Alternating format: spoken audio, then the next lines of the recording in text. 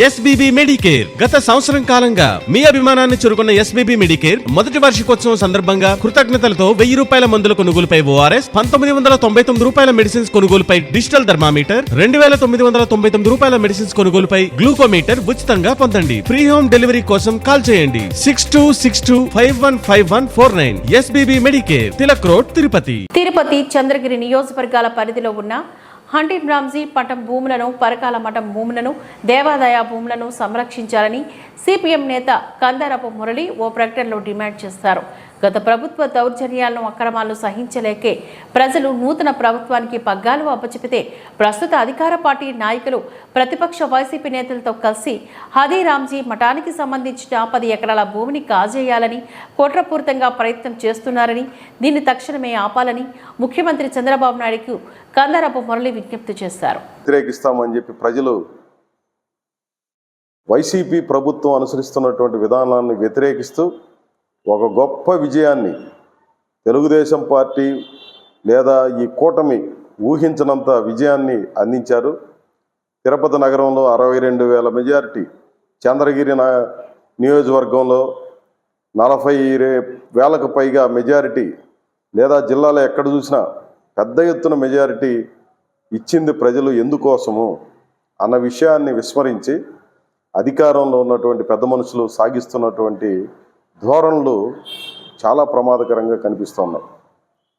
తిరుపతి నగరం అంటేనే ఈ చుట్టుపక్కల భూములని పేరు చెప్తూనే గుర్తొచ్చేది హతీరామ్జీ మఠం భూములు. బాబా హతీరామ్జీ మఠం భూముల్ని సంరక్షణ కోసం గత 25 సంవత్సరాల చరిత్రను మనం పరిశీలన చేస్తే హతీరామ్జీ మఠం భూములు తిరుపతిలోనే కాదు, మహారాష్ట్రలోను, తమిళనాడులోను, ఇంకా అనేక రాష్ట్రాల్లో చాలా చోట్ల భూములు కానీ ఇతర ఆస్తులు కానీ ఉన్నాయి. అది 100 కోట్ల నుంచి 1000 కోట్లకు ఈరోజు ఆ వాల్యూ పెరిగిపోయినటువంటి పరిస్థితి ఉంది. ఇట్లాంటి భూముల్ని ఈరోజు కొంతమంది పెద్ద మనుషులు ఒక లాబియింగ్గా ఏర్పడి వాటిని ఆక్రమించుకోవడానికి రకరకాల పద్ధతులను అనుసరిస్తూ తప్పుడు రికార్డును సృష్టిస్తూ వీటన్నిటిలో జొరబడి ఎవరు అధికారంలో ఉంటే వాళ్ళు దాన్ని మీద పెత్తనం సాధించాలని చెప్పి తీవ్రమైనటువంటి ప్రయత్నాన్ని గత కొన్నేళ్లుగా చేస్తూ ఉన్నారు. ఇది తెలుగుదేశం పార్టీ అధికారంలోకి వచ్చిన తర్వాత మరింత పరాకాష్ఠకు చేరినట్టు కనిపిస్తూ ఉంది. గతంలో ఎప్పుడు జరిగినా ఏదో ఒక అధికారంలో ఉండే పార్టీ వాళ్ళు చేసేవాళ్ళు. ఇప్పుడు అట్లాంటిది కాదు. అధికార పార్టీలో ఉండే ప్రజాప్రతినిధి, ప్రతిపక్షంలో ఉన్నటువంటి వైసీపీ చోటామోటా నాయకులు అందరూ కలిసి ఈరోజు హతీరామ్జీ మఠం భూమిని ఆక్రమించుకుంటున్నటువంటి పరిస్థితి. 145/147/1 సర్వే నెంబర్లో 10 ఎకరాల భూమి ఉంది. అది సరిగ్గా తిరుపతి ముత్యాలరెడ్డిపల్లి పోలీస్ స్టేషన్ ఎదురుగా ఉన్నటువంటి ప్రాంతంలో ఉంది. ఎకరా ఈరోజు చాలా తక్కువ అనుకుంటే 10-15 కోట్ల రూపాయల విలువ చేసేంత ఉంది. దాదాపు ఈరోజు 1 ఎకరా భూమి 10-15 కోట్లు అంటే 10 ఎకరాల భూమి దాదాపు 100 నుంచి 150 కోట్ల రూపాయలు విలువ చేసేటువంటి భూమి అది. ఆ భూమిలో కోర్టు వ్యాజ్యాలున్నా, 145 సెక్షన్ ఉన్నా, కొంతమంది అధికార పార్టీ నాయకుల మద్దతుతో దౌర్జన్యంగా 100 మంది వెళ్ళి ఆ భూమిలో కాంపౌండ్ వాల్ను నిర్మించే కార్యక్రమం గత నెలలోనే ప్రారంభించారు. ఇది బయటికి చాలామందికి తెలియదు.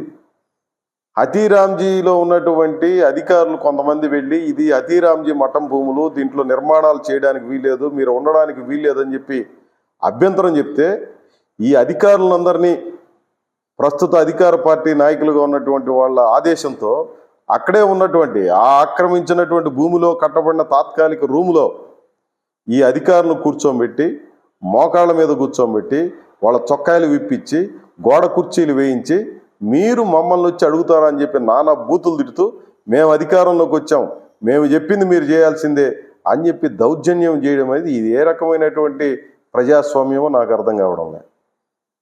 ఒకవైపునేమో చంద్రబాబు నాయుడు గారు, మరోవైపున పవన్ కళ్యాణ్ గారు, లోకేష్ గారు మేము దౌర్జన్యాలను సహించము, గత పరిపాలనలో జరిగిందంతా దౌర్జన్యాలే, మేము భిన్నమైనటువంటి పరిపాలన పాటిస్తాము, భూముల ఆక్రమణల్ని జరగనివ్వము, ప్రజల మీద దాడులు జరగనివ్వమని చెప్పి పదే పదే ఉపన్యాసాలు చెప్తా ఉన్నారు. కానీ ఆచరణలోకి వచ్చి చూసేటప్పటికి పూర్తి విరుద్ధమైనటువంటి పద్ధతిలో కనిపిస్తూ ఉంది. ఇది ఏమాత్రం క్షంతవ్యం కాదు. ప్రభుత్వ భూముల్ని సంరక్షించే బాధ్యత ప్రభుత్వానిదే. ఇట్లాంటి విచ్చలవిడిగా వదిలేసి ఏ నియోజకవర్గానికి ఆ నియోజకవర్గంలో ఈ రూపంలో చేస్తే అది ఏ రకంగానూ సమంజసం కాదు.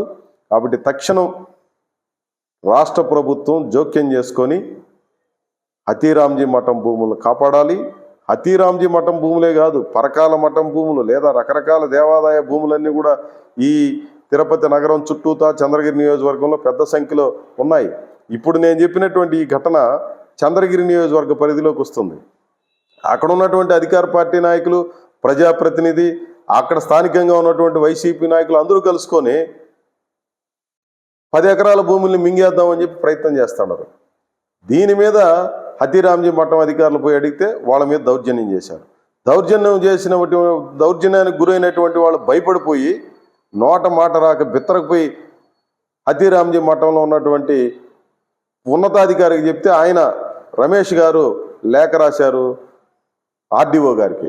ఆ తర్వాత ఏమైందో కూడా అర్థం కాదు. ఎంఆర్పల్లి పోలీస్ స్టేషన్కి పిలిచి మధ్యస్థం చేస్తారు. ఈ మధ్యస్థంలో డిఎస్పీ ఇతర ఉన్నతాధికారులు పాల్గొని అక్కడ కూడా ఏమీ చేయలేంటు. పోలీసుల సమక్షంలో అధికారుల మీద ఆక్రమణదారులు దౌర్జన్యానికి పోతున్నారంటే మళ్ళీ యథావిధిగా ఈ దౌర్జన్యాలు కాండ కొనసాగేటువంటి పరిస్థితి జరగడం చాలా ఆందోళన కలిగించేది, మంచిది కాదు. హతీరాంజీ మఠం చరిత్రను కూడా మనం తెలుసుకోవాలి. కొన్ని 100-200 సంవత్సరాల చరిత్ర కలిగినటువంటి హతీరాంజీ మఠం భూముల్ని కొట్టేయాలని చెప్పి ప్రయత్నం చేస్తుంటే ఎన్టీ రామారావు గారు ముఖ్యమంత్రిగా ఉన్నటువంటి రోజుల్లో మా శాసనసభా పక్ష నేత బోడేపూడి వెంకటేశ్వరరావు గారు, ఎన్టీ రామారావు ముఖ్యమంత్రి అయ్యి కొత్తగా వచ్చాడు, 94వ సంవత్సరం అయ్యి కొత్తగా వచ్చాడు, 94వ సంవత్సరంలో ఆయన ముఖ్యమంత్రిగా మొదటి సమావేశంలోనే హతీరాంజీ మఠం భూముల తరలింపు లేదంటే ఆక్యుపేషన్ మీద నేను ప్రజాశక్తి పత్రికలో ఒక డీటెయిల్డ్ వ్యాసం రాస్తే, వార్తలు రాస్తే దాన్ని అసెంబ్లీలో బోడిపూడి వెంకటేశ్వరరావు గారు దాన్ని చూపించి ఎన్టీ రామారావు గారికి చెప్తే ఎన్టీ రామారావు వెంటనే స్పందించి శాసనసభ కమిటీని వేశాడు.